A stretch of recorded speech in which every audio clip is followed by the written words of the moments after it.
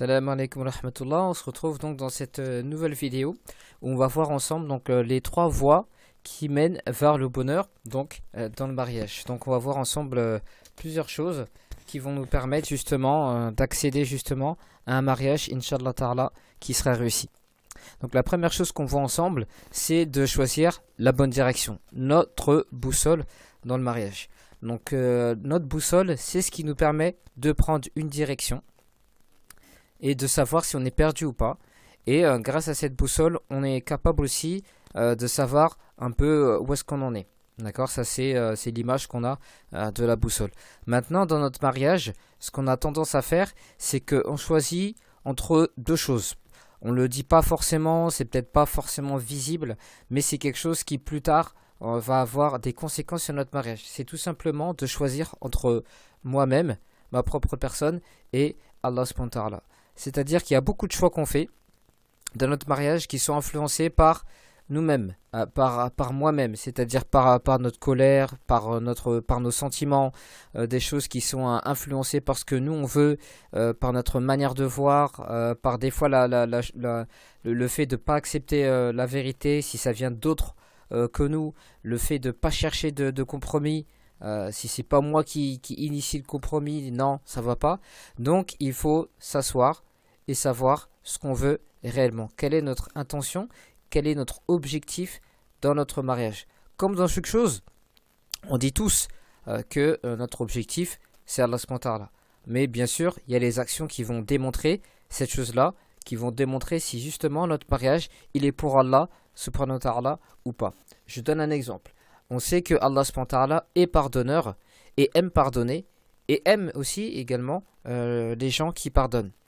Donc nous on voit que dans le mariage on a beaucoup d'occasions de pardonner des paroles, des choses, des gestes, des actions, qu'elles soient volontaires ou involontaires. Maintenant, combien de fois on a eu la force, ou on a demandé la force, ou on s'est efforcé de pardonner à ce moment-là. Des fois, au lieu même d'essayer de pardonner, on a même trouvé des excuses pour justement s'enfoncer encore plus.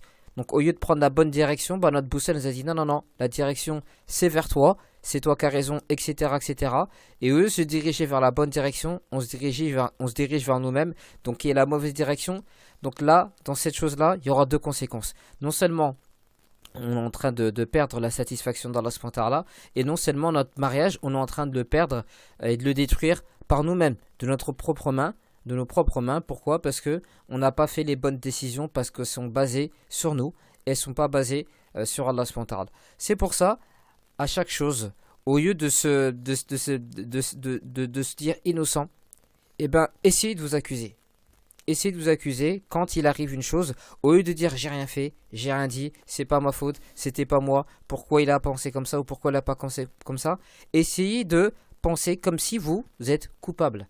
Et de vraiment chercher des choses pour voir que c'est peut-être vous qui avez fait l'erreur. Peut-être vous avez dit la bonne chose. Combien de fois on a dit la bonne chose, mais peut-être pas de la bonne manière. Et comme on n'a pas pris le temps de regarder ça avec la bonne boussole, qu'est-ce qui se passe? À cause de ça, des disputes apparaissent. Et également au niveau de notre mariage, ça risque pas de devenir quelque chose qui va être constant, qui va être régulier. Pourquoi? Parce qu'à force, au fur et à mesure, les gens n'aiment pas vivre avec des gens égoïstes. Nous-mêmes, on n'aime pas les gens égoïstes. Mais au fur et à mesure, à force d'avoir ces réactions-là, on risque malheureusement de perdre et de détruire notre propre mariage. Donc ça, c'était le premier point. Donc le premier effort à faire, c'est de choisir à chaque fois la bonne boussole. Ça, c'est pour ce conseil vraiment destiné à toutes les personnes, qui soient mariées ou pas. Ce conseil est très très important de voir comment se diriger vers Allah subhanahu wa ta'ala et pas vers soi-même à chaque situation qu'on trouve difficile.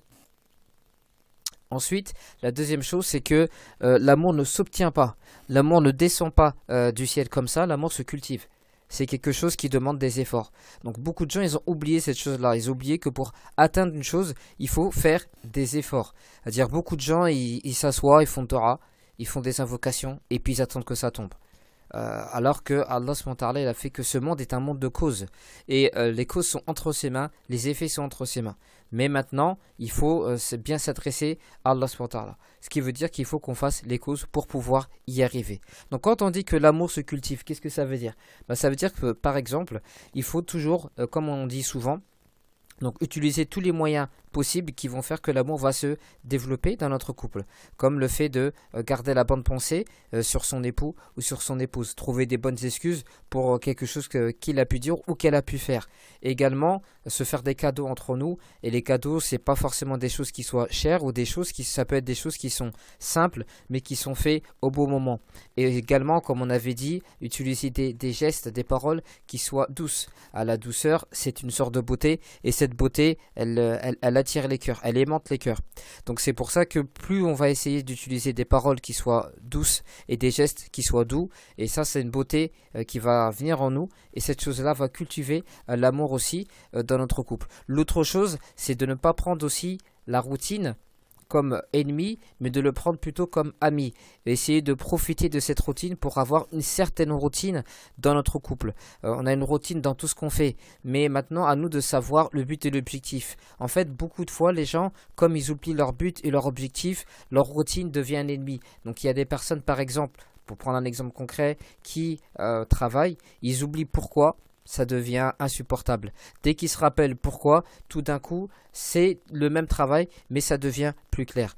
Pas la même chose, on va passer 20 ans, 30, 40, 50 ans au niveau de notre mariage avec la même personne. Maintenant, ça dépend de voir qu'est-ce que l'on veut à travers ce mariage. Est-ce qu'on veut vraiment cultiver l'amour ou pas? Maintenant, si on pense que la routine est un danger, ben on est mal parti parce que dans ce bas monde, on répète les mêmes gestes, on mange des fois la même chose, on fait la même chose, on se lève tous les matins, on se couche tous les soirs, etc., etc. Mais maintenant, à savoir pourquoi je le fais. Dès que je sais pourquoi je le fais, alors il va falloir justement, grâce à ça, ça va nous permettre de cultiver notre amour. Dernier conseil que je vous donne par rapport à ce point, c'est d'aimer vraiment, sincèrement, d'aimer vraiment votre époux et d'aimer vraiment votre épouse. Cherchez vraiment à aimer d'un amour, je vais exagérer un petit peu, d'un amour quasiment fou. L'amour quasiment qu'on pouvait trouver entre Qaïs et Leïla. Cet homme qui préférait des fois la séparation de sa bien-aimée que sa propre présence, tellement il était quasiment fou d'elle. Donc il faut vraiment être très très amoureux de son épouse et très amoureuse de son époux. Ces liens forts d'amour, de pardon et de miséricorde vont nous permettre vraiment de cultiver l'amour. Et c'est pour ça que pour y arriver, il y a des gestes à faire comme on a dit, il y a des paroles à utiliser. Ne jamais utiliser des paroles qui peuvent être choquantes ou qui peuvent faire du mal parce que des fois pour réparer ça, ça peut prendre des années. Donc il faut faire très attention vraiment à ce qu'on dit. Surtout au niveau des paroles, les hommes peuvent être sensibles comme les femmes peuvent être sensibles. Ça dépend des sensibilités de chacun, mais c'est vrai qu'en général, les femmes peuvent être plus sensibles par rapport à ça. Mais quoi qu'il arrive, c'est pas pour ça qu'il faut se permettre de dire certaines paroles aussi à son époux. Donc il faut faire très très attention par rapport à ça. Aussi, j'avais dit dernier conseil, mais on va terminer plutôt avec celui-là. Soyez prêts à laisser vos droits pour que votre amour grandisse.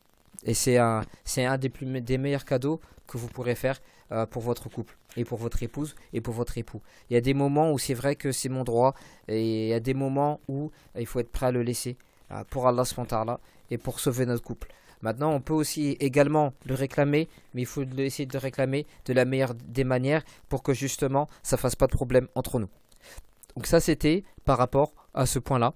Le dernier point avec lequel je voudrais terminer, c'est que souvent, quand on regarde au niveau de la psychologie humaine, il y a un point qui est important, c'est la psychologie enfantine. C'est-à-dire que beaucoup de choses que l'on fait aujourd'hui, on a été influencé par ce qu'on a fait lorsqu'on était enfant, par l'éducation de nos parents, par ce que notre père nous a dit, par ce que notre mère nous a dit, et également certains scientifiques à ce niveau-là nous expliquent aussi que lorsqu'on se marie, certains veulent carrément rechercher en fait ce qu'ils ont perdu, ce qu'ils ont raté, quelque chose qu'ils n'ont pas pu terminer, comme un problème qu'ils veulent régler avec leurs parents, mais ils cherchent ça à travers leur mariage. Donc moi, le conseil que je vais vous donner, donc il est simple, il est écrit, c'est de devenir mature. Regardez bien, quelquefois, malheureusement, la manière de réagir, elle est plutôt enfantine. Quand on regarde, on peut s'énerver des fois pour des paroles qui, quand on regarde, un adulte, normalement, ça passe au-dessus de lui. Et quelqu'un qui est mature, ça passe au-dessus de lui. Et l'exemple, c'est l'exemple du prophète sallallahu alayhi wa sallam. Parce que c'est le meilleur exemple et le modèle pour nous. Et on voit que des paroles ont été dites contre lui, il ne prend pas le temps de se retourner pour répondre.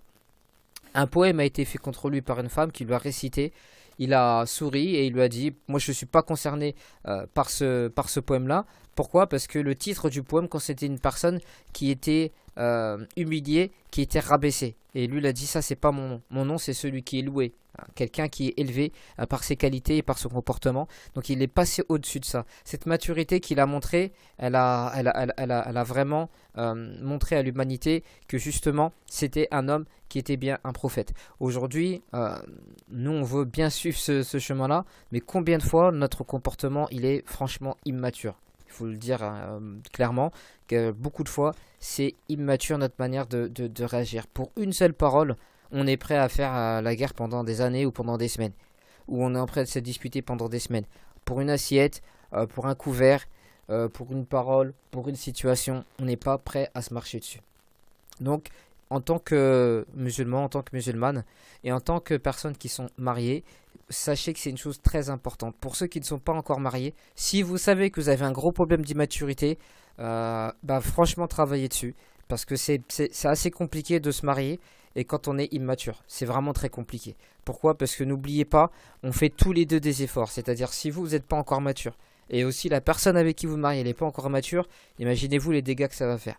Encore si on a un pour rattraper, on va dire, ça va être un peu plus simple, mais s'il n'y a personne pour rattraper, ça va être compliqué. Donc mettez ça devant vous, il faut que l'on devienne des gens qui soient matures. Quand on dit mature, c'est-à-dire que oui, il faut qu'on puisse, que toutes les paroles puissent, pas toutes, mais en tout cas, il faut que la majorité des paroles ne nous choquent pas, ne nous fassent pas à chaque fois forcément du mal. Il faut que, si possible, alors il faut garder une sensibilité, mais je dirais aussi qu'il faudrait il faudrait créer une carapace qui nous permet de ne pas être touché pour tout et n'importe quoi. Parce que cette vie-là, elle est faite d'épreuves, elle est faite de difficultés. Si la moindre parole, la moindre chose nous touche, on va jamais s'en sortir. Et une des meilleures choses qui nous permet de développer notre comportement, c'est le mariage. Mais si à la moindre parole, comme je l'entends autour de moi, on s'énerve ou ça va pas, alors qu'est-ce qui va se passer? Vraiment, comme beaucoup de gens, ils vont plus donner cette importance au mariage. C'est-à-dire pour eux, mariage et sortir ensemble, entre parenthèses, c'est presque pareil. Puisque comme quelqu'un qui sort avec quelqu'un lorsqu'il y a un petit problème, du bah vas-y, allez on arrête là, hop, on passe à autre chose, je vais voir quelqu'un d'autre. Il y a des gens qui lorsqu'ils se marient, tellement ils manquent de maturité, c'est pareil. Dès que ça va pas, tout de suite, ils jettent la personne à la poubelle et puis bon, voilà, on va se marier. Il n'y a pas d'effort, il n'y a pas de retour sur soi-même. On se remet jamais en cause. Pourquoi? Parce qu'il y a un réel manque de maturité.